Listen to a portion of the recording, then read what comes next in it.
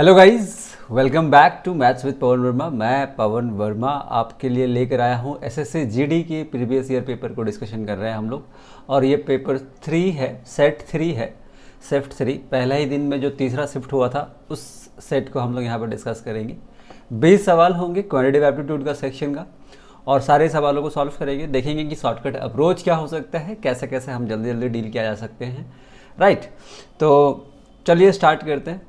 I hope कि ये जो सारे सेशन मैं आपके लिए लेकर आ रहा हूँ ये आपके लिए हेल्पफुल हो रहा होगा। राइट, इफ़र्ट तो लगा रहा हूँ मैं। जितने भी प्रीवियस ईयर पेपर है अच्छे से देखो, एक बार देखो कम से कम, तो तुम्हें आइडिया बन जाएगा कि भाई पेपर कैसा आता है। पेपर बड़ा इजी आता है अगर आपका छोटा छोटा कॉन्सेप्ट, पूरा वास्ट कॉन्सेप्ट भी क्लियर होना ज़रूरी है नहीं इस पेपर के लिए, जीडी के लिए।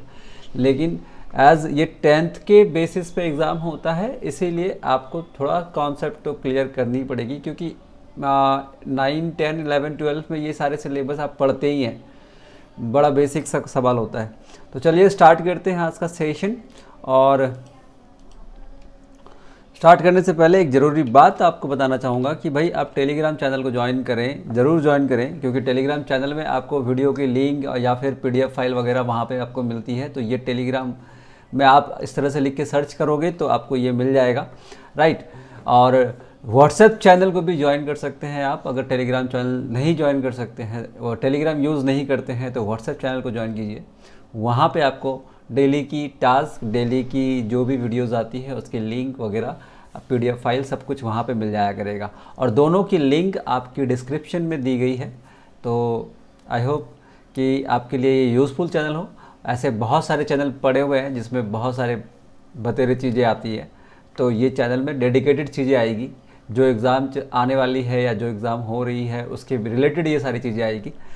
ठीक है, तो ज्वाइन करें, इनका लिंक दिया हुआ है डिस्क्रिप्शन में। चलो स्टार्ट करते हैं सेशन को। हम क्वेश्चन को सॉल्व करना स्टार्ट करते हैं। ये हमारा पहला क्वेश्चन है। क्वेश्चन देखकर आपको पता चल रहा होगा, सिंप्लीफाई करना है। इवैल्यूएट द फॉलोइंग एक्सप्रेशन, इसको सिर्फ सिंप्लीफाई करना है। राइट, सिंप्लीफाई करते हैं। ओके, तो क्वेश्चन को देख रहा हूँ मैं, तो -4/7 डिवाइडेड बाई 1/12। तो अगर इस इक्वेशन, इस पार्ट को अगर मैं लिखना चाहूँ तो मैं क्या लिखूँ, -4/7, और डिवीज़न के साइन को अगर रिमूव करूँ तो इंटू 12 हो जाएगा। ठीक है, इतना सा पार्ट ये हो गया। उसके बाद लिखा हुआ है divided by -4/5 into that is again bracket. Right, big bracket, यहाँ पे ब्रैकेट क्लोज हो रहा है, ये थोड़ा सा बाई मिस हो गया है। फाइन, तो ब्रैकेट में फिर दिया हुआ है -2, देन माइनस अगेन ब्रैकेट -2/7। तो ये पार्ट तो चलो सॉल्व हो गया है यहाँ तक। तो ये फर्स्ट वाला जो ब्रैकेट था ये तो सॉल्व हुआ। फाइन, अब आगे की बात अगर करूँ तो पहले मैं इसको सॉल्व करता हूँ। पहले मैं इसको सॉल्व करूँ तो माइनस बाहर में है, माइनस अंदर में भी है, तो माइनस माइनस प्लस हो जाएगा, and this will be like -2। तो इस पार्ट को अगर मैं सॉल्व करूँ, पहले इतना सा सॉल्व करूँ तो ये कितना आएगा, तो मैं लिखूँगा -2 + 2/7, और एलसीएम लेंगे तो आएगा -14 + 2/7, यानी कि -12/7। यानी कि इतना पार्ट को अगर मैं सॉल्व करूँ तो ये आएगा -12/7। ओके, -12/7। अब अगर आप आगे देखोगे, तो आपको दिख रहा है कि यहाँ पे फिर ब्रैकेट है, और -4/5 मल्टीप्लाई विथ -12/7 होगा। तो मैं इस पार्ट को डायरेक्टली यही लिखता हूँ कि -4/5, ठीक है, -4/5 multiply with what, multiply with -12/7, multiply करना है। तो माइनस माइनस अगेन क्या हो जाएगा, माइनस माइनस प्लस हो जाएगा, तो 48/35, दिस विल बी लाइक 48/35। मतलब इस पार्ट को सॉल्व करके आया 48/35, और ये दोनों के बीच, इसके बीच है डिवीज़न का साइन। तो डिवीज़न का साइन है तो फिर क्या होगा, डिवीज़न का साइन, जैसे यहाँ पे मैं लिख देता हूँ पूरा इक्वेशन। डिवीज़न आया, उसके बाद 48/35 आया, ये इक्वेट कर दिए। तो अब इसको मल्टीप्लाई कर ही दो, तो लाया -45/7 मल्टीप्लाई 35 बाई 48, तो 48 कैंसिल आउट, 7 से 5 टाइम्स 35 गया, तो मेरा आंसर आ गया -5। आंसर क्या आ गया? -5। Directly we can say option C is our answer.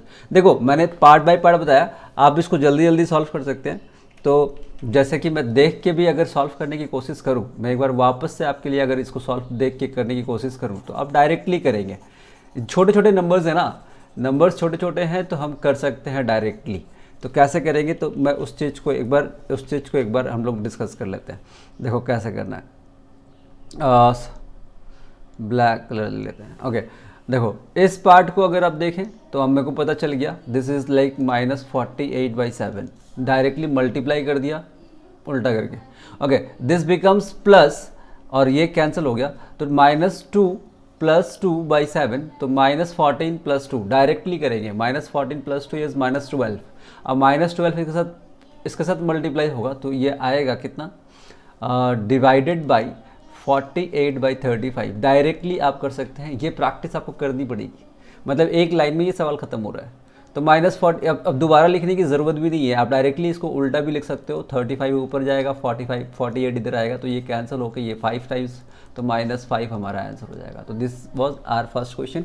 Okay तो practice makes you faster, right. Coming to the next one, next question पे आते हैं। नेक्स्ट क्वेश्चन कहता है the square of 28 is divided by the largest number that can exactly divide both 42 and 56. Okay, the square of 28 is divided by square of 28, ठीक है, divided by एक number से divide करनी है, तो divided by largest number that can exactly divide both 42 and 56। 42 and 56 को जो largest number divide करेगा उसी से इसको डिवाइड करना है और वैल्यू बता देनी है कितनी आएगी। ये सवाल है ना। 28 के वर्ग को उस सबसे बड़ी संख्या से विभाजित किया करो जो 42 और 56 दोनों को पूर्णतः विभाजित कर सकती है। यानी कि 42 और 56 किसके टेबल में आएगा, आप अगर देखो तो 14 के टेबल में HCF, कहने का मतलब क्या है कि HCF लेना है, राइट। HCF लेना है, तो मैं कहता हूँ 14 के टेबल में 42 आएगा, 14 के टेबल में 56 भी आएगा। वैसे देखा जाए तो 7 के टेबल में भी आएगा, लेकिन 7 से डबल करूँ तो 14 के टेबल में भी सबसे बड़ी नंबर ये एक मिल रही है। इसके बाद कोई बड़ी नंबर मिलेगी नहीं। इसके बाद 21 से अगर 42 कटेगा तो 21 से 56 नहीं कटेगा, है ना। अगर 28 से 56 कटेगी तो 28 से 42 नहीं कटेगी। तो 14 एक ऐसा नंबर मिल रहा है, डायरेक्टली टेबल पता होगा, टेबल तो पढ़ना ही है। तो 14 एक ऐसा नंबर मिल रहा है जो सबसे बड़ी नंबर है, जो दोनों को डिवाइड कर दे रही है, HCF।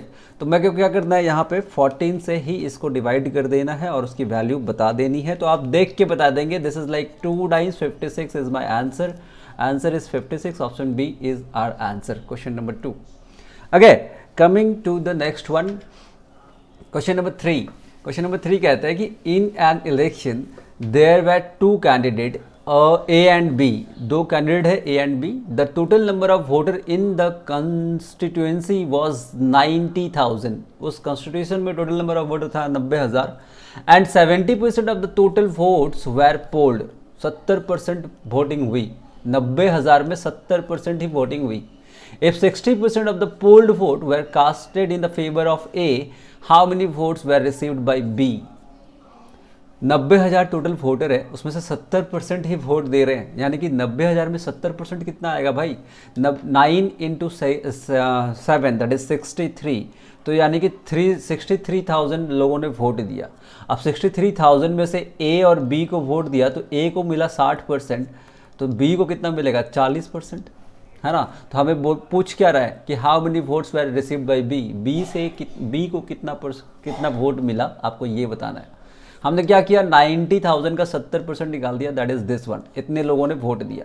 अब इसमें से 60% A को दिया, तो हमें B का निकालना है, यानी कि 63 4 टाइम्स कितना होगा, तो मैं कह रहा 240 + 12 252 एंड 252 यानी कि 25,200 हमारा आंसर हो जाएगा, ऑप्शन बी। डायरेक्टली 63 × 4 करना था, और 0 जो आएगा, सभी में 0 है, तो आपको बस ये 40% निकालनी थी 63,000 का, ये आपका आंसर हो गया। Okay done, question number 3 done. Question number 4, question number 4 कहता है कि the value of an article depreciates from 18,000 to 14,580, मतलब 18,000 से घटकर 14,580 हो गया 2 सालों में। ठीक है, find the yearly rate of depreciation in the value of the article, मतलब आपको कंपाउंड चक्रवर्ती ब्याज जो हिंदी में बोला जाता है या फिर कंपाउंड इंटरेस्ट जैसा है सवाल, कह रहा है कि 18,000 उसकी वैल्यू थी, 18,000 से हो गया 14,580 रुपये, कितने सालों में? 2 सालों में। तो आप क्या करो, इसमें कोई भी वैल्यू अगर कैंसिल होती है तो उसको कैंसिल कर दो, कोई वैल्यू इसमें कटती है तो मैं कह रहा कि 0 0 कट गया, और कटेगी क्या, और कटेगी क्या, तो मैं कह रहा 18 से काट दें, अच्छा 2 से काट लो, सिंपल 729, और 2 से काट दिया तो 900। अब देखो तो किसी का स्क्वायर दिख रहा है, तो मैं कह रहा कि इस किसका स्क्वायर दिख रहा है, ये दिख रहा है 30 का स्क्वायर, ये किसका स्क्वायर दिख रहा है, ये दिख रहा है 27 का स्क्वायर, यानी कि इसको और भी कैंसिल करोगे तो हो जाएगा 3 से 10 टाइम्स कट जाएगा, 3 से 9 टाइम्स कट जाएगा, मतलब 10 था 9 बन गया तो कितना घटा 1, तो 1/10 कितना होता है 10% पर ईयर घट रहा है, तो आंसर हो जाएगा 10% पर ईयर डेप्रिसिएशन। सिंपल, आपने रेशियो निकाला, रेशियो के अकॉर्डिंग कैंसिल करते चला गया, मैं स्क्वायर रूट कर दिया क्योंकि 2 सालों की बात कर रहा है। आपको याद होगा कि कंपाउंड इंटरेस्ट और सिंपल इंटरेस्ट जब हम पढ़ रहे थे, या फिर कंपाउंड इंटरेस्ट में जब 2 साल की बात होती है तो हम स्क्वायर करते हैं, है ना, यूनिट का मतलब इसका स्क्वायर करते हैं तो प्रिंसिपल पता चल जाता है, तो वैसे ही हम यहाँ पे स्क्वायर रूट कर दिए तो मुझे 10% की वैल्यू आ गई। तो this was your question number 4। Coming to the next question again. Okay, कह रहा the price of petrol is raised to ₹96.5, बढ़ गई, पेट्रोल की प्राइस बढ़ गई 96.5 पर लीटर फ्रॉम 92 पर litre, what is the percentage increase, कितना परसेंट का इंक्रीमेंट हुआ है। तो मैं देख रहा कि 92 से इतना हो गया है, तो 92 से कितना बढ़ा, तो मैं देख रहा 4.5 बढ़ा, राइट, सिंपल। और कितना था पहले 92 था, तो 92 से डिवाइड करो और परसेंटेज निकाल दो।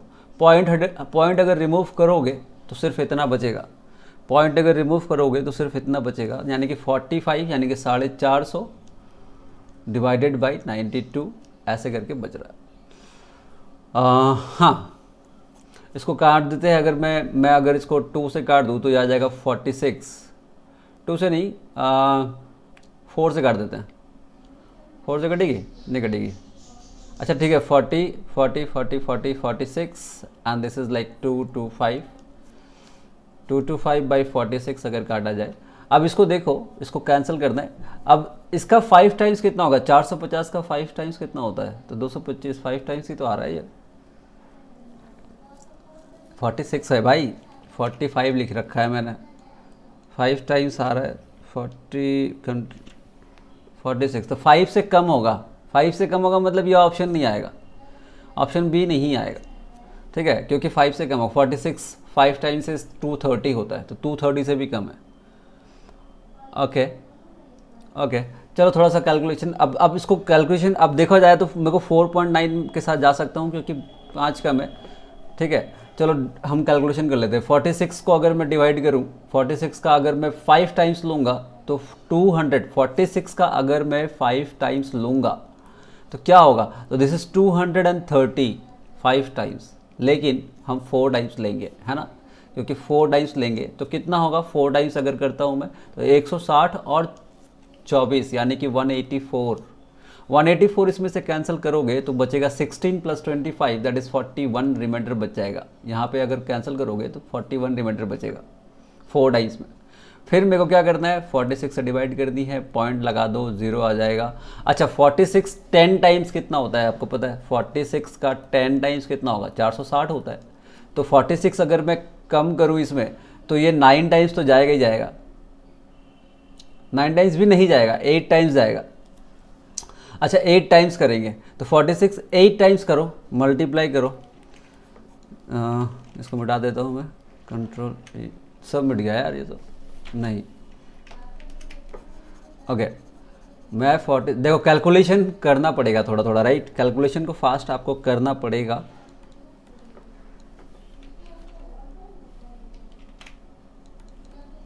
मट क्यों नहीं रहा है ये? चलो ठीक है, 46 8 टाइम्स करते हैं तो मेरे को 320 और 48 320 प्लस 48 368, तो ये जाएगा 8 टाइम्स,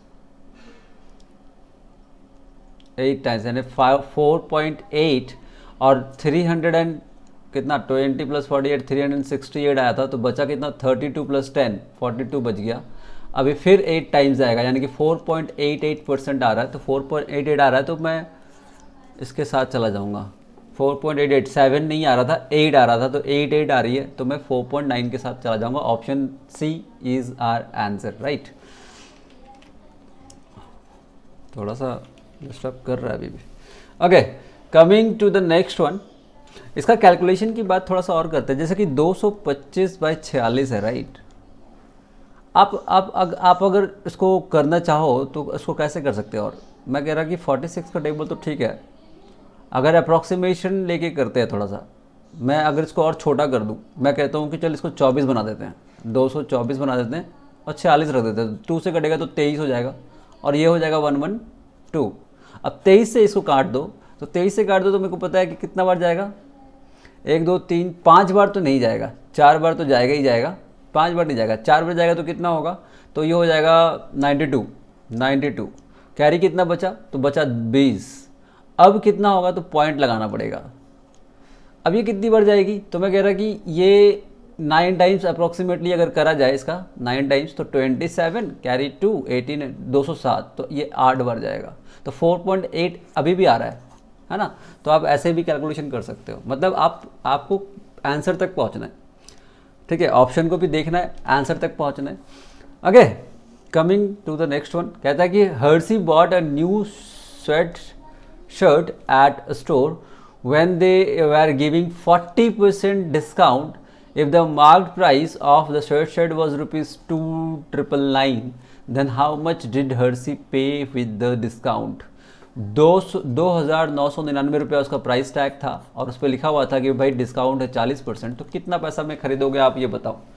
सिंपल। तो मैं कह रहा कि यार 2,999 मत रखो ना, आप 3,000 कर दो। 3,000 में 40% डिस्काउंट दोगे तो 60% निकालोगे, 60% निकाल दो, 60% निकाल दो 6, यानी कि 600 3 बार यानी कि 1800। तो 1800 के पास कौन सा है, देखो तो 1800 के पास ये है, तो हम ये ऑप्शन से चले जाएंगे। अगर आप 2,999 के साथ भी जाते हो, उसका भी 60% अगर निकालते हो तो निकाल लो। 3 × 9 कितना, 3 × 9 कितना 45 carry 4, 45 plus 4 is 49 carry 4, 49 carry 4, 6 plus 4 is this one divided by 5, तो दिस इज़ लाइक 2, नहीं गलत कर दिया क्या मैंने, 6 प्लस 4 10, 45 क्यों लिख रहा था, गलत लिख दिया मैं 5 से मल्टीप्लाई कर दिया। 3 से करना है, 3 से। 3 × 9 27 carry 2, 29 carry 2, 29 again carry 2, 6 to 8 divided by 5। अब इसको कर दो 1 time, 39 is 7 times, 49 is 9 times and again 47 is 9 times, और फिर बचा 2, तो 2 बचा तो 4 टाइम्स, तो ये आपका आंसर आ जाएगा। ऐसे भी तो आप 3,000 लेकर सॉल्व कर सकते हो, नो प्रॉब्लम, राइट। 3,000 लेकर हम सॉल्व कर सकते हैं। ओके, क्वेश्चन नंबर 6 हो गया। क्वेश्चन नंबर 7 पे आते हैं। कहता है कि a table whose mark price was 300 rupees, एक टेबल है जिसका एमआरपी गिवन है, एमआरपी कितना है 300 रुपये, and is sold at 2 successive discount of 20% and 10%. If an additional discount of 5% is offered on cash payment, then the cash price of the table for the table is how much?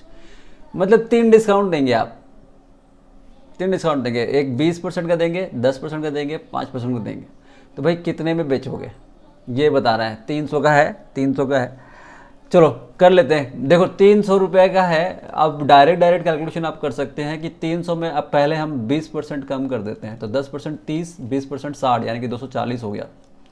अब 240 में हम 10% और कम कर देते हैं, तो 24 और कम कर देंगे, तो 20 कम करेंगे तो 220, 216 हो गया।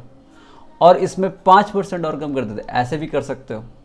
5% कम करते हैं तो इसका 10% कितना होगा, इसका 10% की वैल्यू होगी 21.6, तो 5% की वैल्यू कितनी होगी, तो 10.5 और 3, तो 8 होगा, तो 10.8 इसमें से और माइनस कर दो तो 206 यानी कि 205.2, यानी कि ऑप्शन ए हमारा आंसर हो गया। एक तो ऐसे कर सकते हो, है ना, और 3 सक्सेसिव डिस्काउंट दे रहे हैं। अब नंबर मेरा ऐसा था तो मैंने इस तरह से अप्रोच लगा दिया, फटाफट राउंड फिगर में था तो कर दिया। या तो फिर आप ऐसे भी कर सकते हो कि भाई 300 है, अब 20% कम करेंगे तो 80% निकालोगे पहले, फिर 10% कम करेंगे ना, फिर 10% कम करेंगे तो 90% निकालोगे, और फिर 5% कम करेंगे तो 95% निकालोगे। इस तरीके से भी किया जा सकता है। इसको भी कर लेते हैं, इसको भी कैलकुलेशन करके देख ही लेते हैं। तो मैं कह रहा कि चलो 2 जीरो यहाँ से कट गया और 2 जीरो यहाँ से कट गया, मेरे पास रह गया 1 जीरो। अब इसको भी अगर मैं ओके फाइन, देखो यहाँ पे कह रहा है कि अब यूनिट डिजिट देख लेते हैं। 3 इंटू 8 24, यानी कि 4 आएगा। 4 इंटू 9 36, 6 और 6 इंटू 5 30, तो 30 का 1 जीरो। जीरो तो यहाँ पे ऑप्शन में 2 जगह दिख रहा है, एक जगह एक ये भी दिख रहा है, एक ये भी दिख रहा है।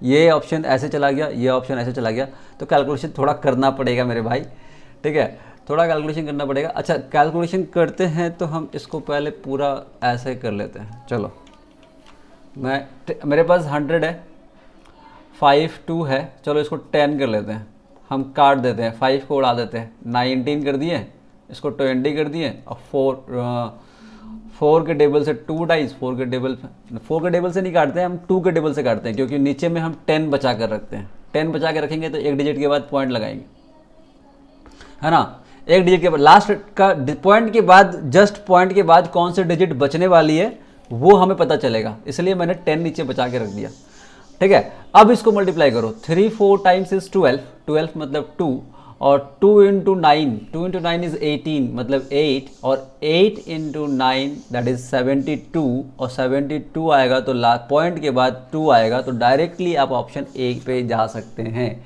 तो ऐसे कैलकुलेशन किया जाता है एग्ज़ाम में बैठकर, राइट, क्योंकि 4 ऑप्शन होते हैं, नन ऑफ दिस है नहीं आपके पेपर में, तो आप इस तरीके से कैलकुलेशन कर सकते हैं। मतलब पूरा आंसर निकालने की ज़रूरत नहीं है मेरे भाई, राइट, ओके। अगर आप मल्टीप्लाई करना भी चाहते हैं तो आप ऐसे मल्टीप्लाई कर सकते हैं, तो 3 इंटू 4 इंटू वट 9 इंटू 19/10, तो आप इसको भी मल्टीप्लाई कर ही सकते हैं, that is 12 into 9 is 108, 108 into 19, तो 108 इंटू 19 अगर करें तो 19 8 टाइम्स कितना, 162, 162 का 62 लिख देता हूँ मैं, एंड 1 कैरी दैट इज़ 20, तो ये आ जाएगा 152 होता है, सॉरी 152 होता है, 162 नहीं, तो वो 205.52 ऐसे करके भी टेबल याद करनी पड़ेगी, राइट।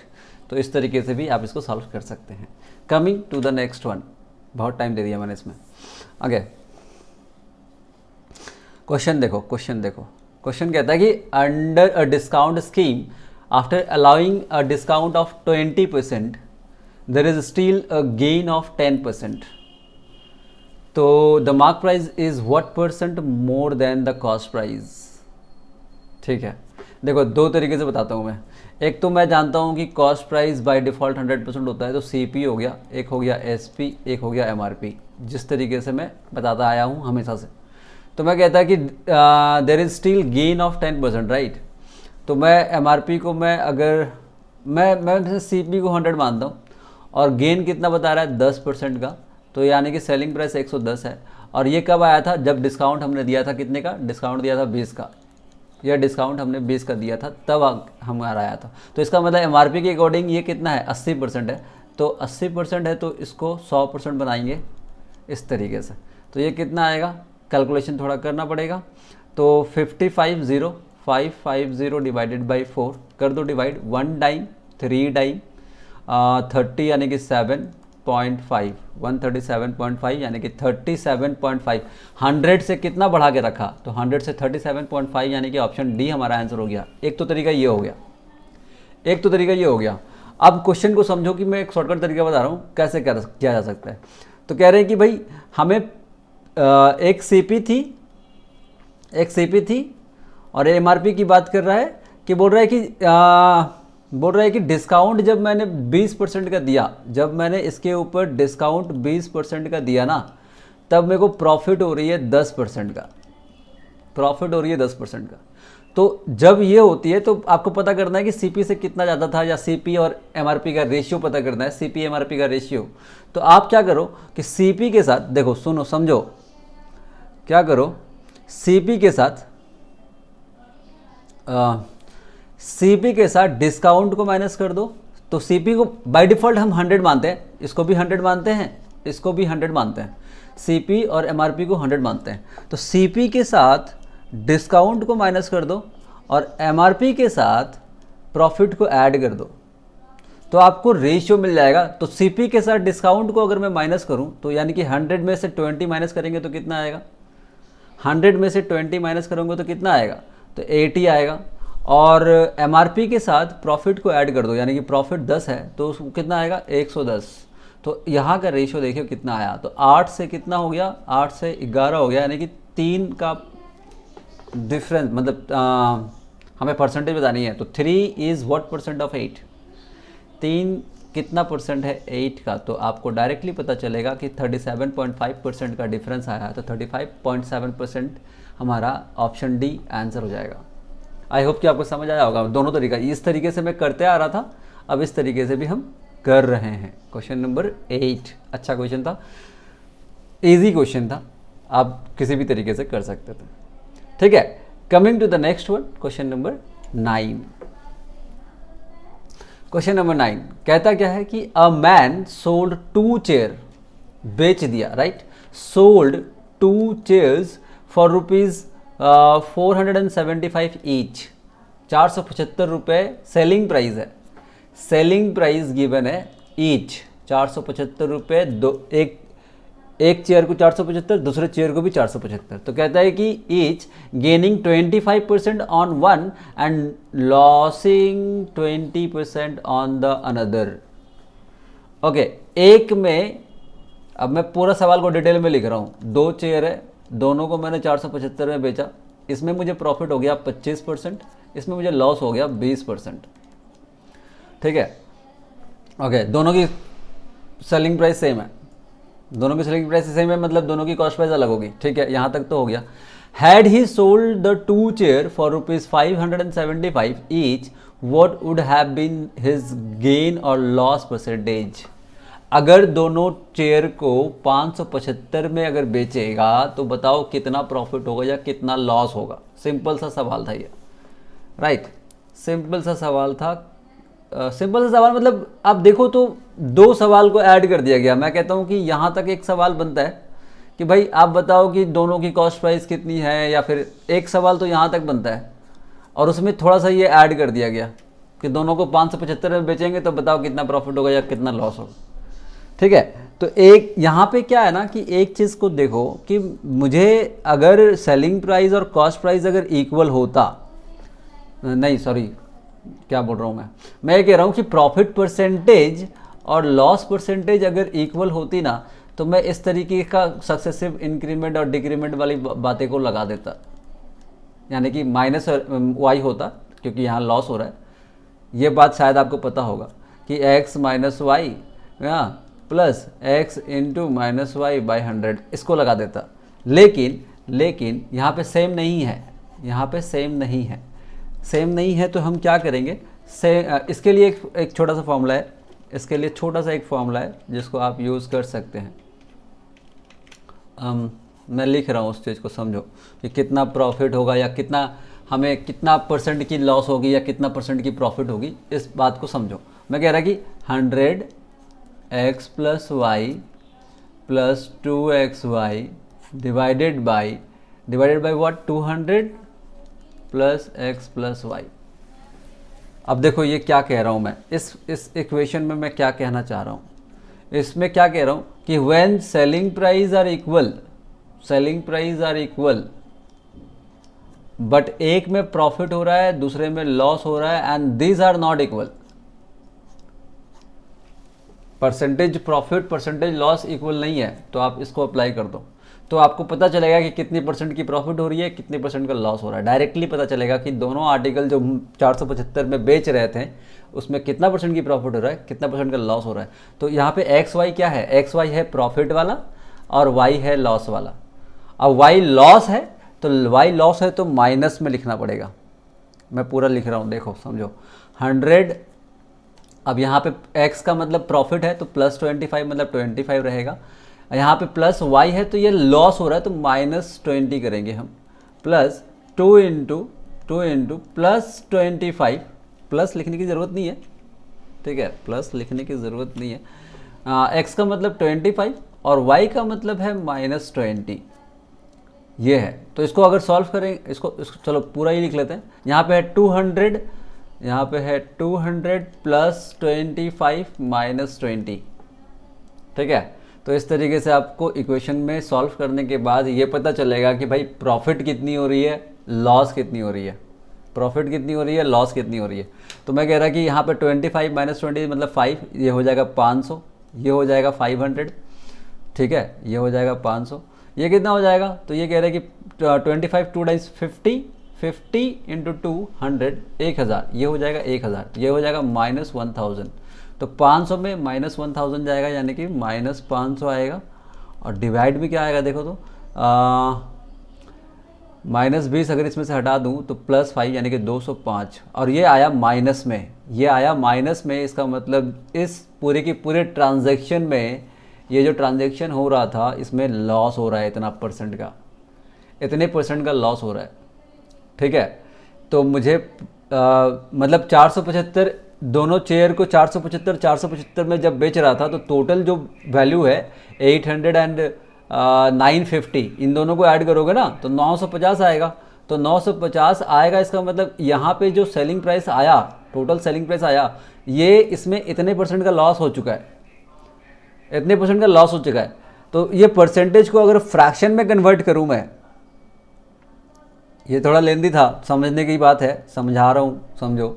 इसमें क्या है, इसको जब फ्रैक्शन में कन्वर्ट करूँगा तो परसेंटेज हटाऊँगा तो बाई 100 आएगा, बाई 100 आएगा तो कितना बचेगा 5/205, और ये काटूंगा तो ये हो जाएगा 41, यानी कि 1/41, 1/41 का लॉस हुआ है, 1/41 का लॉस हुआ है, ठीक है। तो इसका मतलब क्या हुआ है, इसका मतलब ये हुआ है, मैं लिख रहा हूँ यहाँ पे, समझना। इसका मतलब ये हुआ है कि कॉस्ट प्राइस जो था वो 41 था और सेलिंग प्राइस जो था उसमें 1 का लॉस हुआ है, मतलब 40 हुआ है। तो 40 का वैल्यू है 950, 40 का वैल्यू क्या है 950 टोटल सेलिंग प्राइस। तो टोटल कॉस्ट प्राइस कितना होगा तो वो निकल जाएगा, दोनों चेयर की कॉस्ट प्राइस कितनी होगी तो 41 यूनिट का वैल्यू निकालेंगे, वो निकल जाएगा। तो यहाँ तक शायद आपको बात समझ आई होगी, राइट। मैंने क्या यूज़ किया, मैंने इसका यूज़ किया।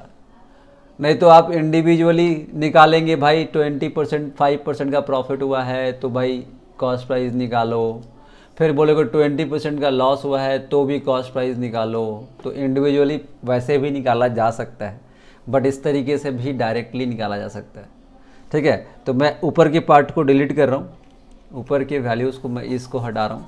आपको दोबारा चाहिए होगा तो आप रिवाइंड करके देख सकते हैं, ठीक है। तो मैं आगे सॉल्व करता हूँ। तो मेरे को पता चल गया कि भाई कॉस्ट प्राइस कितना है दोनों चेयर का, दोनों चेयर की कॉस्ट प्राइस कितनी है, और मुझे प्रॉफिट लॉस बतानी है अगर दोनों चेयर को मैं 575 में बेचूंगा।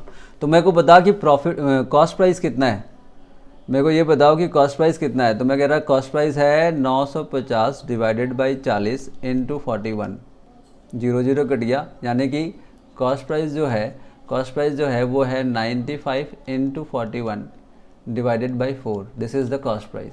सेलिंग प्राइस कितना है, तो सेलिंग प्राइस है 5, दूसरा आगे बढ़ रहा हूँ मैं सवाल में आगे बढ़ रहा हूँ। तो कह रहा है कि अगर दोनों चेयर को 575 में बेचेगा ईच तो कितना प्रॉफिट होगा, कितना लॉस होगा। तो 575 इंटू 2 करो, या दिस 1150 हो जाएगा, ठीक है। तो ये कॉस्ट प्राइस है, ये सेलिंग प्राइस है। अब इसका भी रेशियो निकाल ले, जो कटेगा काट दे। हमें प्रॉफिट परसेंटेज या लॉस परसेंटेज बतानी है। तो मैं कह रहा कि चल 5 से इसको काटता हूँ तो ये हो जाएगा 19, 5 से इसको काटूंगा तो हो जाएगा 23 और 0, और कटेगा क्या? नहीं कटेगा। तो 4 को इधर ले आता हूँ, 19 into 41, 19 1 times is 90, carry 1, 19 4 times 76 plus 1 77, और 4 को मैं इधर ले आता हूँ तो 23 4 टाइम्स कितना हो जाएगा? 920, राइट। तो ये हमारा सेलिंग प्राइस, ये हमारा कॉस्ट प्राइस, ये हमारा सेलिंग प्राइस। तो बता कितने की प्रॉफिट या कितने की लॉस? हमें प्रॉफिट या लॉस? प्रॉफिट हो रही है, कॉस्ट प्राइस कम है, सेलिंग प्राइस ज़्यादा है, तो प्रॉफिट हो रही है। तो प्रॉफिट हो रही है तो कितने की प्रॉफिट हो रही है? तो 780 20 120 200 140 141 की प्रॉफिट हो रही है। तो मुझे प्रॉफिट परसेंटेज बतानी है। तो प्रॉफिट परसेंटेज निकाल ले फिर, 141 divided by 779 into 100 14100 divided by 779 था। अब 779 मतलब 770 780 है ना। इसका अगर मैं दुगना करूँगा तो नहीं जाएगा, 1410 779 है, इसका डबल जब करने जाऊँगा ना तो 780 होगा। 78 मतलब 156 होगा, तो 1548 होगा, ऐसा होगा। तो ये 1 टाइम ही जाएगा। अच्छा 779 का 18 टाइम्स कितना आएगा? अगर मैं ये करके देखूं तो मेरे को आंसर मिल सकता है। आंसर क्या मिल सकता है? तो मैं कह रहा कि 18 9 टाइम्स 162, कैरी इज 16, 18 7 टाइम्स कितना हो जाता है? तो 126 प्लस 6 इज 132 142 एंड 126 130 140। तो ये इसके पास पहुंच रहा है, तो हम 18% के साथ चले जाएंगे। ठीक है, मैंने कैलकुलेशन में वहाँ पे 79 लिख दिया था, तो 779 है। तो इस तरीके से ये सवाल हो जाएगा। काफ़ी लंबा जा रहा है ये डिस्कशन, है ना। अच्छा क्वेश्चन था ये, बहुत मैं कहता हूँ नाइस क्वेश्चन। VVI में इम्पॉर्टेंट क्वेश्चन नहीं लिख सकता, good question this one, question number 9। Okay, coming to the 10th number question, कह रहा है कि what is the difference between compound interest on ₹5,750 for 1 year at the rate of 16% per annum compounded yearly and compounded half yearly. What is the difference between what? Compound, ये principal है हमारा, principal कितना है? 5750। ठीक है, rate of interest कितनी है? तो रेट ऑफ इंटरेस्ट है 16% पर एनम। तो मुझे डिफरेंस क्या पूछ रहा है? मुझे डिफरेंस पूछ रहा है कि भाई ईयरली निकालेंगे और हाफ ईयरली निकालेंगे। एक ही साल की बात कर रहा है वो, है ना, एक ही साल की बात कर रहा है वो, कि compounded yearly and compounded half yearly. एक बार हम ईयरली कैलकुलेट करेंगे, तो ईयरली कैलकुलेट करेंगे तो 16% ऑफ दिस वन, यानी कि जो कंपाउंड इंटरेस्ट आएगा वो 16% ही आएगा। जो कंपाउंड इंटरेस्ट आएगा 16% ऑफ प्रिंसिपल आएगा। करेक्ट। अब हम हाफ ईयरली की बात करते हैं, तो हाफ ईयरली की बात करेंगे तो रेट हो जाएगा डिवाइडेड बाई 2, यानी कि इफेक्टिव रेट क्या हो जाएगी इसकी? इफेक्टिव रेट हो जाएगी 8%, और एक साल में 8% 2 बार लगेगा, 6 मंथ। तो आप 8% को 6 मंथ करके आप इस तरीके से अगर देखो x + y xy बाई 100, तो ये क्या होगा? 8 + 8 यानी कि 16.64% आएगा, यानी कि हाफ ईयरली कितना आएगा? 16.64, और ईयरली कितना आएगा? 16%। तो डिफरेंस कितने का क्रिएट हो रहा है? डिफरेंस क्रिएट हो रहा है 0.64%। 0.64% of this one is your answer, क्योंकि मुझे डिफरेंस ही पूछ रहा था। तो मैं डायरेक्टली लिखता हूं कि 0.64% ऑफ 5750, यानी कि 64 और 100 इंटू 100 करना है, ये करना है,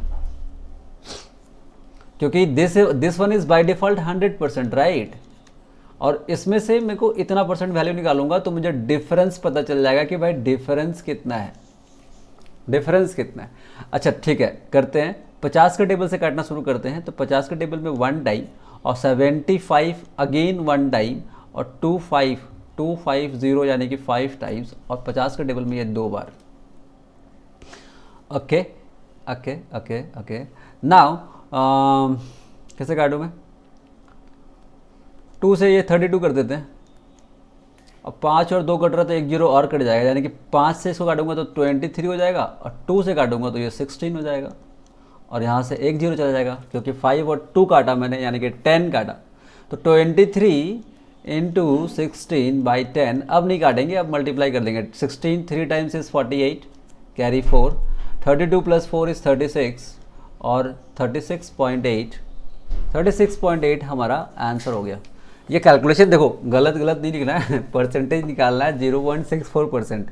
तो 0.64% क्यों निकालना है? क्योंकि I have to find the difference between yearly and half yearly. Yearly और हाफ ईयरली का डिफरेंस निकालना है। तो यहाँ पे डिफरेंस हमें दिख रहा था कि कितने का आ रहा है, तो 0.64 का आ रहा है।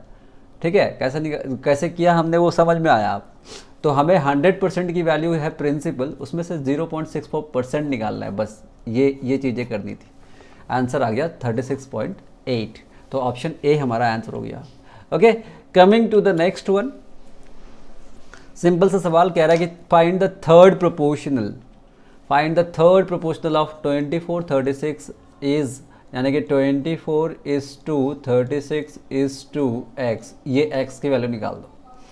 तो ये बात हमने कल भी करी थी। सपोज मैं फिर से एक बार रिपीट कर देता हूँ। Suppose that a b c है, तो इसको कैसे लिख सकते हो? a बाई बी, और कैसे लिखते हो? b बाई सी, और c निकालना है। तो c को बाहर लेके जाता हूँ और b को एक तरफ लेके जाता हूँ, तो b इंटू बी बाई ए, यानी कि इस तरीके से अगर देखो तो b स्क्वायर बाई ए आ जाता है c की वैल्यू, है ना। वैसे ही अगर a निकालनी होती तो b स्क्वायर बाई सी हो जाता।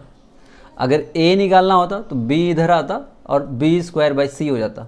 अगर b निकालना होता तो हम कहते हैं b square is equal to A C, और a निकालना होता है तो b स्क्वायर बाई सी। इस तरीके से है। तो मैं यहाँ पे क्या लिखूँ? b की वैल्यू क्या है? 36, तो लिखता हूँ 36 इंटू 36 डिवाइडेड बाई 24। तो इसको सॉल्व कर दो तो 12 के टेबल में 3 टाइम्स, 12 के टेबल में 2 टाइम्स, 2 से कटा ये कितना? 18, 3 times is 54 is our answer is 54। Okay, question number 11 done. Question number 12 पे आते हैं। क्वेश्चन नंबर 12 कहता है, देखो क्या, जल्दी करते हैं, है ना। क्वेश्चन नंबर 12 मुझे कह रहा है कि a ratio of milk and water in 2 container of 20 litre and 36 litre. Milk and water है, एक है 20 लीटर का, एक है 36 लीटर का। इसमें भी मिल्क है, इसमें भी मिल्क है, वाटर है, इसमें भी मिल्क है, वाटर है। ठीक है, तो रेशियो है कितना? 3:7। रेशियो कितना है? 3:7। यहाँ पे 3 है, ये 7 है, और यहाँ पे कितना है? 7 है, 5 है। तो कहता है क्या है? What will be the ratio of milk and water if 2 container are mix together. दोनों को अगर एक साथ मिला दूँ, दोनों को एक साथ एक कंटेनर में डाल दूँ मैं, तो यहाँ पे मिल्क और वाटर का रेशियो क्या होगा, ये बताना है आपको। सिंपल सा सवाल, ठीक है ना। इसको हम करते हैं। तो मैं कह रहा कि 3 और 7 मतलब 10 हो गया। 10 से इसको अगर मैं डिवाइड करूँ तो 2 आएगा, यानी कि 2 से इसको मल्टीप्लाई कर तो मिल्क हो गया 6, और 2 से इसको भी मल्टीप्लाई कर वाटर हो गया 14। ठीक है, और यहाँ पे देखो तो 7 और 5 कितना हो गया? 12। 12 से इसको डिवाइड कर दे 12 से, तो इसका वैल्यू आया 3, तो 3 से इसको मल्टीप्लाई कर तो ये आएगा 21, और 3 से इसको भी मल्टीप्लाई कर ये आएगा 15। तो मिल्क में मिल्क को जोड़ दे, 21 + 6 इज 27, मैं यहाँ लिखता हूँ 27, और 14 + 15 इज 29। तो ये हमारा रेशियो हो जाएगा, यही हमारा आंसर हो जाएगा। ऑप्शन ए हमारा आंसर हो जाएगा, क्योंकि ये आप कटेगी नहीं ना। तो 12 नंबर भी हमारा सॉल्व हो गया। ठीक है, नेक्स्ट क्वेश्चन इजी क्वेश्चन था एलिगेशन मिक्सचर का। कट गई तो इसलिए इजी हो गया, वो नहीं कटती तो फिर फ्रैक्शन लेके सॉल्व करना पड़ता, रेशियो लेके सॉल्व करना पड़ता। ओके, कह रहा है क्या? A can do a piece of work in 8 days, B can do it in 24 days। A जो है एक काम को 8 दिनों में करता है और बी उसी काम को 24 days में करता है। They begin together but 4 days before the completion of the work A leaves. They started the work together but 4 days before the completion of the work A leaves. A छोड़ के चला जाता है। ठीक है, तो find the number of days taken by A B to complete the entire work, कितना time लगा उस काम को ख़त्म करने के लिए आपको ये बताना है। ठीक है, ठीक है। तो यहाँ पे क्या करो, एलसीएम लो, टोटल वर्क पता करो। 8 और 24 में हम टोटल वर्क 24 लेते हैं, तो इसका एफिशिएंसी 3, इसका एफिशिएंसी 1। अब क्वेश्चन क्या कहता है कि ये एक काम है, तो ए और बी दोनों मिलकर काम को करना स्टार्ट किया। उसके बाद कहता है कि but 4 days before the completion, 4 दिन बाकी था काम खत्म होने में, 4 दिन बाकी था। तो ए छोड़ के चला गया, ए चला गया छोड़कर, तो रह गया कौन, बी। तो बताइए कि ये काम को पूरा करने में कितना टाइम लगा, इस काम को पूरा करने में कितना वक्त लगा। तो मैं कह रहा बी की एफिशिएंसी है कितनी, बी की एफिशिएंसी 1 है, और 4 दिन तक वो कितना करेगा, तो मैं कह रहा 4 × 1 यानी कि 4 यूनिट काम करेगा। तो आखिरी के 4 दिन में अगर बी 4 यूनिट काम करेगा, तो पूरा जो टोटल काम था उसमें से 4 यूनिट आखिरी के दिन में 4 दिन में किया था, तो 20 यूनिट कौन करेगा, तो 20 यूनिट यहाँ पे करेगा ए और बी मिलकर। तो ए और बी मिलकर कितने करते हैं, तो 4, यानी कि 4 से डिवाइड अगर करता हूँ तो ए और बी मिलकर कितने दिन काम किए थे यहाँ पे, 5 डेज, और यहाँ पे 4 दिन बी अकेले, यानी कि टोटल काम कितने दिनों में हो गया, तो 5 दिन और 4 दिन यानी कि 9 दिनों में पूरा काम हो गया। तो हमारा आंसर हो जाएगा ऑप्शन ए, 9 डेज में काम कंप्लीट हो गया। ठीक है, ठीक है। Okay, coming to the next one यानी कि क्वेश्चन नंबर 14 कहता क्या है कि Ramu and Mohan can separately complete a work in 10 hours and 16 hours. Ramu and Mohan 10 घंटे में और 16 घंटे में काम करता है। After working for 2 hours together Mohan leave the work, in how many hours will Ramu finish the remaining work. वैसा ही सवाल है, इसको भी एलसीएम ले, 10 और 16 का एलसीएम कितना ले लेते हो, 80 ले लेते हैं, ये 8 बार, ये 5 बार। ठीक है, ठीक है। तो कह रहा है कि आफ्टर वर्किंग फॉर 2 आवर्स, 2 घंटे रामू और मोहन दोनों 2 घंटे काम करते हैं। 2 घंटे के बाद मोहन लेफ्ट, मोहन चला गया तो रामू रह गया। तो बता पूरा काम कितने देर में ख़त्म होगा, पूरा का नहीं, रिमेनिंग काम को रामू कितने दिन में करेगा, कितने देर में करेगा। तो भाई 2 घंटे में कितना काम हुआ, तो मैं कह रहा कि 8 और 5 मतलब कितना, 13, दोनों मिलके करेगा। तो 13 × 2 यानी कि 26 यूनिट काम खत्म हो गया। तो 26 माइनस कर दीजिए, तो बचा कितना, 54 यूनिट कौन करेगा, रामू करेगा। और रामू की एफिशिएंसी है कितनी, 8, तो 8 से डिवाइड कर दीजिए, यही पूछा ना। तो 8 से डिवाइड करें तो 48 आता है 6 टाइम्स, रिमाइंडर बचा 6/8, ये कट गया तो ये हो जाएगा 3/4, यानी कि रामू जो है रिमेनिंग काम इतना टाइम में करेगा, यानी कि 6 होल 3/4 आवर्स में कर देगा। 54 यूनिट काम करेगा और रामू की एफिशिएंसी है 8, तो 8 से डिवाइड करोगे तो 6 होल 6/8 यानी कि 3/4, तो रिमेनिंग काम को 6 होल 3/4 आवर्स में कंप्लीट कर देगा। ठीक है, this was question number 14। Okay, question number 15 पे आ गए हम, 15 में। ओके, क्या कह रहा है इस क्वेश्चन में, देखो कि Rohan divides his complete journey in 3 equal part. Rohan divides his journey in 3 equal part and cover the first part at a speed of 30 kmph and second part at a 40 kmph and the last part at 50 kmph। 3 part में एक journey थी, रोहन ने क्या किया, 3 part में divide कर दिया, 1 2 3 part equal part में, मतलब जितना डिस्टेंस ये है उतना ही डिस्टेंस यहाँ है, मतलब ये सारे डिस्टेंस बराबर है। तो फर्स्ट पार्ट को जा रहा है 30 किलोमीटर पर आवर के स्पीड से, सेकेंड पार्ट में जा रहा है 40 किलोमीटर पर आवर के स्पीड से, एंड थर्ड पार्ट में जा रहा है 50 किलोमीटर पर आवर के स्पीड से। तो मुझे क्या पूछ रहा है कि what is the average speed of his car during his entire journey. उसकी एवरेज स्पीड क्या है आपको बताना है किलोमीटर पर आवर में। तो एवरेज स्पीड क्या होगा, तो डिस्टेंस यहाँ कांस्टेंट है, डिस्टेंस कांस्टेंट है, राइट। डिस्टेंस जब कांस्टेंट होता है तो एवरेज स्पीड कैसे निकलता है, तो एवरेज स्पीड के लिए मैं इस तरीके से लिख देता हूँ कि suppose that 3xyz divided by xy plus yz plus what xz, ये हो गया x, ये हो गया y, ये हो गया z, इस तरीके से तीनों है, राइट। तो इसमें वैल्यू बिठाओगे और सॉल्व कर दोगे, तो 3xyz का मतलब हो गया 3 इंटू 30 इंटू 40 इंटू 50, और नीचे की वैल्यू को क्या होगा, तो एक्स वाई यानी कि 30 इंटू 40, 3 4 टाइम्स इज 12 यानी कि 1200, वाई जेड मतलब 4 इंटू 5 दैट इज 20 एंड 00, और एक्स जेड का मतलब हो गया 330 इंटू 50 यानी कि 1500। इसको सॉल्व करना है, तो इसको सॉल्व करना है तो आप ये ऐसे लिख लो कि दिस इज लाइक 12 32 32 47, ये हो जाएगा कितना 4700। अच्छा 00 से 00 काट देते हैं, 47 प्राइम नंबर है तो कटेगा नहीं, मल्टीप्लाई करके हो सकता है बट इसको मल्टीप्लाई कर लेते हैं। 3 into 3 9, 9 4 times is 36, 36 5 times is 180 यानी कि 180, और एक ज़ीरो यहाँ पे है तो वो भी लिख लेते हैं, डिवाइडेड बाई 47 ये आया। अब डिवाइडेड बाई 47 आया तो 47 से कटेगा नहीं क्योंकि 00 है, 5 2 यहाँ पे है नहीं तो 00 है, तो ये ऑप्शन तो होगा नहीं, ये ऑप्शन भी नहीं होगा। 47 दो ऑप्शन में दिख रहे हैं।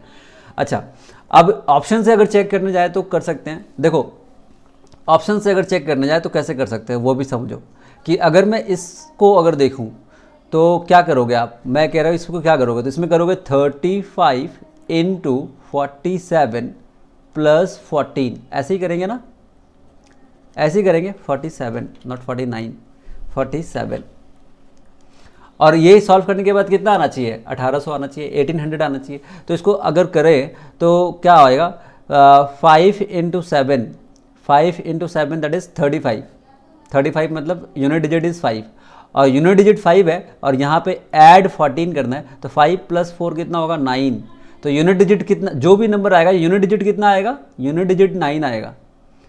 तो I think this is our answer, ठीक है।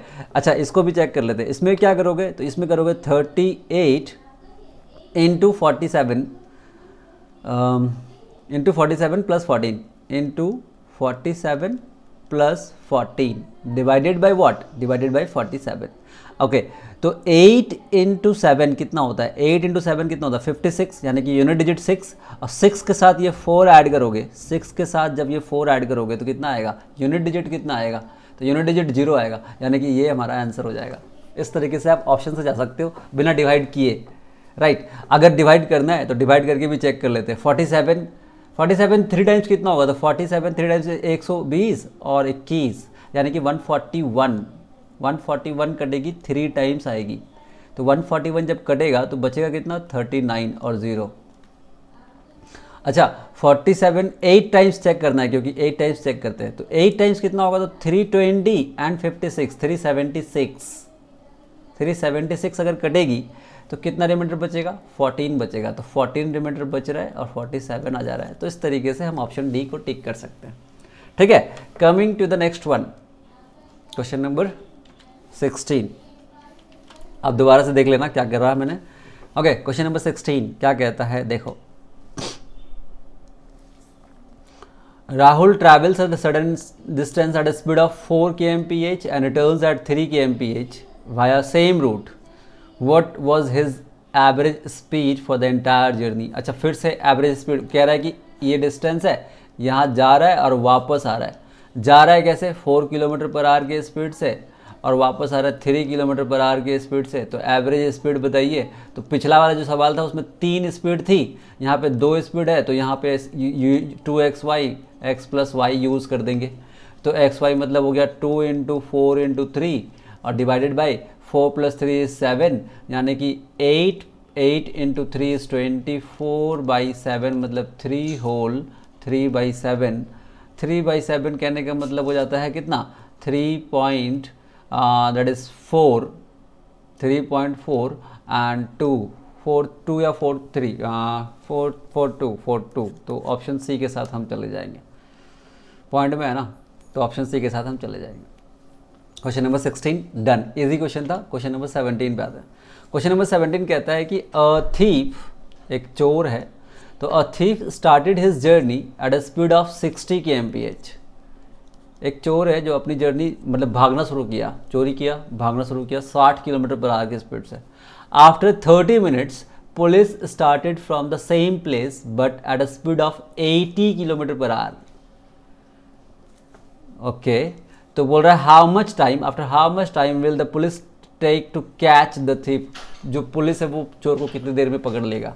देखो सवाल को समझो कैसा है कि इस पॉइंट से जो चोर है, थीफ जो है, राइट, उसने 60 के स्पीड से भागना शुरू किया। वो भाग रहा है, ठीक है, 60 की स्पीड से भाग गया। कहता है कि आफ्टर 30 मिनट, 30 मिनट हो गए, तो 30 मिनट हो गए तो कितना डिस्टेंस चल जाएगा वो, 1 घंटे में 60, तो आधे घंटे में 30 किलोमीटर का डिस्टेंस वो ट्रैवल कर चुका है। अब यहाँ से पुलिस उसको पीछे करना शुरू करेगा, पुलिस जो है उसका पीछे करेगा और उसकी स्पीड होगी 80 किलोमीटर पर आवर। अब मैं कह रहा कि जो चोर था वो 30 किलोमीटर तक पहुंच चुका है, यहाँ पहुंच चुका है, 30 किलोमीटर का गैप है, यहाँ से पुलिस निकलेगा, यहाँ तक वो पहुंच चुका है। तो पुलिस और चोर में, जैसे पुलिस और चोर में कितने का गैप है, तो 30 किलोमीटर का गैप है।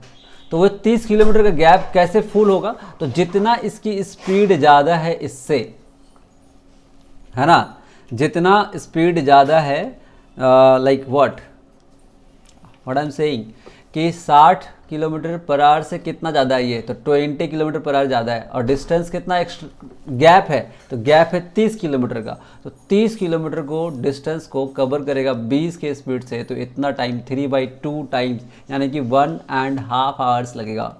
1.5 आवर्स मतलब 3/2 आवर्स। तो ऑप्शन डी हमारा आंसर हो जाएगा, ठीक है, option D is our answer. Coming to the next one then, अच्छा क्वेश्चन था वो, क्या कहता है, फिर से स्पीड टाइम डिस्टेंस का ज़्यादा सवाल है इसमें, 4 सवाल हो गए इस साइड में, स्पीड टाइम डिस्टेंस के 4 सवाल हो गए। कह रहा है कि car cover a certain distance in 3 hours with a speed of 108 kilometre per our. एक कार है जो सर्टेन डिस्टेंस कवर कर रहा है 3 घंटे में with a speed of 108। If the speed is reduced by 27 kilometre per our, then the time taken by the car to cover the same distance will be, कितना time लगेगा अगर उसकी speed को 27 किलोमीटर पर आवर से कम कर दूं मैं, 27 kilometre per our से अगर मैं उसकी स्पीड को कम कर दूं, तो देखो सिंपल दो तरीके से बताता हूँ कि भाई पहले जो डिस्टेंस वगैरह निकाल के दे रहे हो, टाइम कितना है, 3 घंटे हैं।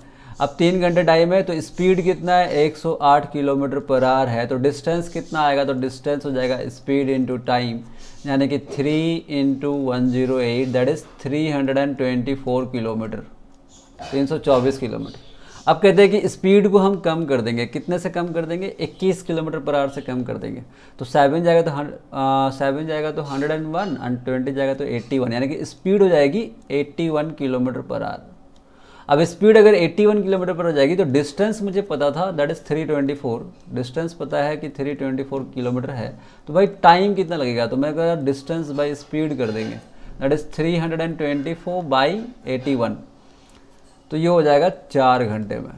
तो इस तरीके से आपका आंसर आ जाएगा 4 घंटे। ये एक तरीका हुआ जो नॉर्मल तरीका है, जो सब ज़्यादातर लोग करेंगे। मैं कहता हूँ कि देख, स्पीड और टाइम आपस में इन्वर्सली प्रोपोर्शनल होते हैं, राइट। स्पीड और जो टाइम होते हैं ना, आपस में इन्वर्सली प्रोपोर्शनल होते हैं। अगर स्पीड बढ़ेगी तो टाइम घटेगी, अगर स्पीड घटेगी तो टाइम बढ़ेगी। ये बात पता है? यस, पता है। तो इसको अगर मैं इस तरीके से देखूं कि भाई पहले जो स्पीड थी मेरी वो थी 108, पहले स्पीड थी 108, बाद की स्पीड कितनी हो गई, बाद की स्पीड हो गई 81, ठीक है, बाद की स्पीड कितनी हो गई 81। तो मैं अगर बोलूं कि भाई पहले मेरे को टाइम लग रहा था 3 घंटे पहले, अभी देखो इसको कैंसिल भी, इसका रेशियो भी निकाला जा सकता है, इसका रेशियो बिल्कुल निकाला जा सकता है। इसका रेशियो निकाल लेते हैं, 9 से काटूंगा तो 9 और ये 100 जगह 12, रेशियो निकाल दो मैं, 12 और 9, यानी कि ये हो जाएगा 3, ये हो जाएगा 4, है ना। रेशियो निकाल दिया मैंने, स्पीड का रेशियो निकाल दिया, दोनों स्पीड की रेशियो निकाल दी। तो स्पीड पहले कितनी थी 4, अभी है 3, ठीक है। स्पीड कितनी थी पहले 4, अभी है 3। तो पहले स्पीड थी 4, तो टाइम कितना लग रहा था, टाइम लग रहा था 3 घंटे, देखो ना। तो अभी स्पीड अगर 3 है तो टाइम कितना लगेगा, 4 घंटे। Direct you can find out the answer, मतलब इन्वर्सली प्रोपोर्शनल है। 4:3 अगर स्पीड है तो 4:3 स्पीड है, तो पहले अभी 3 यहाँ पे टाइम लगेगा 3, यहाँ पे टाइम लगेगा 4। डायरेक्टली आप बोल सकते हैं इस बात को। समझ में आया कि क्या कहना चाह रहा हूँ मैं फिर से आपको बताता हूँ यहाँ पे एक छोटा सा कि भाई ये है 4 और 3 दोनों स्पीड ही है, तो ये स्पीड ज़्यादा है ना, ये स्पीड ज़्यादा है तो यहाँ पे टाइम कम लगेगा, यहाँ पे टाइम कम लगेगा। तो कितना टाइम लगेगा, तो यहाँ पे टाइम लगेगा 3, दिया हुआ भी है 3, ठीक है। और ये स्पीड कम है, सॉरी ये स्पीड ज़्यादा था, ये स्पीड कम है, तो यहाँ टाइम ज़्यादा लगेगा। तो टाइम कितना लगेगा, तो यहाँ पे टाइम लगेगा 4। तो ये टाइम का रेशियो हो गया, ये 4 हो जाएगा। तो 4 डायरेक्टली आपका आंसर भी हो जाता है। तो ऑप्शन सी आप डायरेक्टली टिक कर सकते हैं इस तरीके से, ठीक है। Coming to the next one again, question number 19 क्या कहता है, the volume of 2 cones are in the ratio 3:2। 2 cone की वॉल्यूम है, कोन है राइट, कोन है। कोन का वॉल्यूम कैसे निकालते हैं, तो कोन का वॉल्यूम निकलता है 1/3 पाई आर स्क्वायर एच। तो दोनों की वॉल्यूम की रेशियो गिवन है, and the radii are in the ratio 3:4। Radius का भी रेशियो गिवन है। 2 कोन है, 2 कोन है, तो मुझे बताना है कि ratio of their height, ratio of their height, simple. तो मैं कह रहा कि देख इस तरीके से लिख, इस तरीके से देखो, पहला कोन का हम वॉल्यूम लिखते हैं तो 1/3 पाई R1, पहले वाले का ले लेते हैं R1 एंड H1, ठीक है। और दूसरे वाले का हम ऐसा ले लेते हैं कि भाई दूसरा वाला जो है वो है 1/3 पाई R2 का स्क्वायर एंड H2। तो ये वॉल्यूम पहले वाले का है, ये वॉल्यूम दूसरे वाले का है ना। ये कॉन 1 हो गया, ये कॉन 2 हो गया। तो इसका रेशियो कितना गिवन था, इसका रेशियो गिवन है 3:2। और फिर मेरे को रेडियस भी तो पता है, रेडियस भी तो पता है ना। अब इन दोनों में अगर देखो तो क्या क्या चीज़ें कैंसिल हो जाएगी, तो मैं कह रहा हूँ 1/3 कट जाएगा, पाई पाई कट जाएगा। अब R1 की वैल्यू कितनी है, तो R1 की वैल्यू है 3, यानी कि 3 का स्क्वायर। तो मैं लिखता 3 × 3 × H1 ये। और दूसरी की बात करें R2 की बात करें तो 4 का स्क्वायर यानी कि 4 × 4 × H2 = 3/2। तो 3 से 3 एक और कट गया, 2 से ये 2 कट गया, 4 2 = 8, तो 8 ऊपर जाएगा यानी कि H1/H2 कितना आएगा, यहाँ लिखते हैं H1/H2 कितना आएगा, तो ये 4 × 2 कितना हो गया 8 और ये 3 यानी कि 8:3 हमारा आंसर हो गया option B. Right. Question number 19 done. Question number 20 पे आ गए हैं हम। क्वेश्चन नंबर 20 क्या कहता है ये देखो, तो कह रहा है the curve surface area of a sphere is 1386, है ना। Curve surface of a sphere is 1386, find the volume of the sphere. Sphere है, एक स्फीयर है, बॉल है राइट। तो बॉल की बात अगर करी जाए तो बॉल है ये राइट। कैसा ड्रॉ किया मैंने, मैं इस तरीके से देख रहा हूँ, तो ये बॉल है, ठीक है। तो इसका कर्व सरफेस एरिया बोलो या फिर टोटल सरफेस एरिया बोलो, दोनों बराबर ही होता है इसका। तो कर्व सरफेस एरिया कितना होता है 4πr²। क्या हो गया यार, 4πr²। This is the curve surface area. Curve surface area is given, तो कर्व सरफेस एरिया अगर गिवन है दैट इज 1386। तो ये कितना, इसको कैंसिल करो, आर की वैल्यू निकालो और मुझे निकालना क्या है वॉल्यूम। वॉल्यूम कितना होता है, तो वॉल्यूम क्या होता है इसका 4/3 पाई r³, ये वैल्यू निकालनी है। तो आर की वैल्यू पहले यहाँ से निकालिए आप, आर की वैल्यू निकालेंगे, निकाल लेते हैं। तो मैं कह रहा हूँ कि 4 × 22/7 × r² = 1386। 11 से काटता हूँ मैं, 11 से 2 टाइम्स, 11 से 1 टाइम, देन 28 मतलब 2 टाइम, 66 मतलब 6 टाइम्स, ठीक है। ठीक है, अभी इसको मैं 2 से और काट दूँ क्या, 2 से और काट देता हूँ तो कितना आएगा 63 आ जाएगा। ओके, 4 से नहीं कटेगी, तो r² की वैल्यू क्या आएगी, आर स्क्वायर की वैल्यू हो गई 63 इंटू 7/4, और 63 को अगर मैं ब्रेक कर दूं तो क्या आएगा पता है, 9 इंटू 7/4, और आर की वैल्यू क्या आएगी पता है, तो 9 का हो जाएगा 3 और 7 का हो जाएगा 7 का 7, और यहाँ पे हो जाएगा 2, यानी कि 21/2। This is the R, this is the R. यहाँ पे रख दीजिए 4/3, पाई मतलब 22/7, आर का मतलब है 21/2 नॉट 3, एंड 21/2 एंड 21/2 ये आपको करना है। तो मैं क्या करूँ, किससे काट दूँ, तो मैं इसको काट देता हूँ 7 से, दिस इज़ 3 टाइम्स, और ये भी कट गया, ठीक है।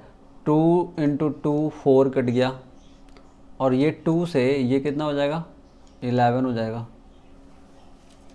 डन। देखो यूनिट डिजिट देख लो, मैं कह रहा ये 1 है, ये 1 है, ये 1 है, तो यूनिट डिजिट में 1 आना चाहिए। 5 है, नहीं होगा। 7 है, नहीं होगा। यहाँ भी 5 है, नहीं होगा। हमारा आंसर ये हो जाएगा।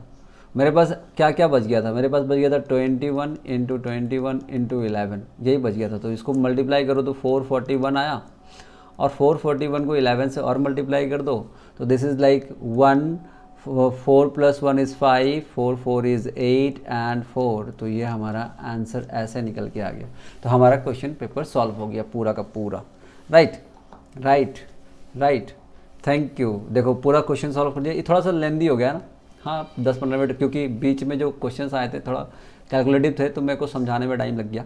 ओके फाइन, तो ये था आपका क्वेश्चन पेपर 3, और अच्छा मतलब उसी दिन का ये सेट है, तो थोड़ा सा कैलकुलेटिव हो गया फर्स्ट और सेकंड शिफ्ट के अकॉर्डिंग।